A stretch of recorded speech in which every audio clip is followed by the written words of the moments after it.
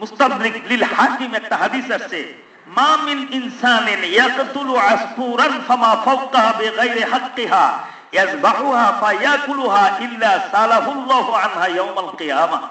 তো অযথাই আমরা প্রাণী মেরে ফেলি, বধ করি। আসলে এরকম কিছু মনে বদ অভ্যাস, দেখেন রাস্তা দিয়ে যাইতেছে, কিছু বাচ্চা ছেলে আছে গাছের পাতা টানে টেনে ছিটতেছে, রাস্তা দিয়ে যাইতেছে একটা প্রাণী শুয়ে রয়েছে, তার অযথাই লাফিয়ে দিতেছে, আছে কিনা এরকম?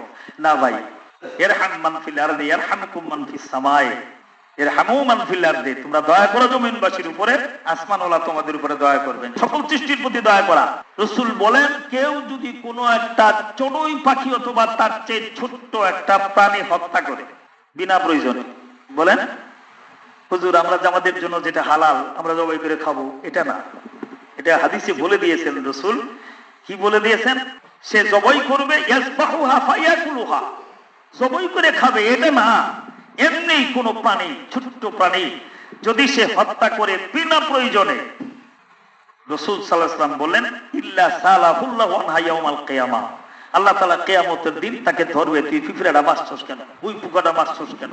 হ্যাঁ, আপনার অত্যাচার করে ক্ষতি করে তাড়াবার চেষ্টা করেন, বেশি অত্যাচারী হলে সেটা মারা জায়েজ আছে, কিন্তু অযথাই আপনি একটা প্রাণীকে, একটা পাখিকে মেরে ফেলেন ডিল ছুড়ে, আপনি যে কোনো একটা প্রাণীকে মেরে ফেললেন, কিয়ামতের দিন আল্লাহর কাঠ করে আপনাকে দাঁড়াতে হবে। এই জন্য কেন?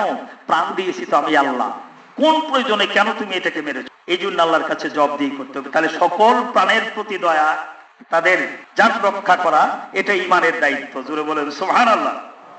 রাসূল পাক সাল্লাল্লাহু আলাইহি ওয়াসাল্লামের দরবারে এক মহিলা আসছে, দাখালাত ইমরাতুন নারা ফি হিররাতিন রাবাতাহা ফালাম তুতইমহা ওয়ালাম তাদাহা তাকুলু ফি খাসাসিল আরদি। বুখারী এবং মুসলিম দুই কিতাবে একটা হাদিস আছে। একটা নেককার মহিলা, মহিলাটা কি ছিল? কিন্তু গেছে জাহান্নামে। যাবে কোথায়? কি কারণে? কোনো গুনাহ করে নাই, কোনো গুনাহ করে নাই, একটা অপরাধ করছে। সে একটা বিড়াল পালতো, বিড়ালটা রাতকায় রাখতো, খাঁচাই বন্দি করে রাখতো, নিজেও ঠিক মতো খাবার দিত না টাইমলি, তাকে ছাইরেও দিত না যে বাইরে যায় সে খুঁজে খুঁজে খাবে। অপরাধটা কি?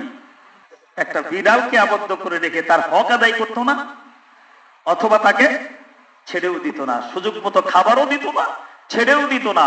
অনেক নেককার ছিল ওই মহিলা, কিন্তু এই আমলের কারণে আল্লাহর একটা মখলুক, একটা নিকৃষ্ট প্রাণী আমাদের সেই বিড়াল, তার প্রতি এতটুকু জুলুম করার কারণে সে জাহান্নামে যাবে, তার জিন্দেগীর আমল বরবাদ।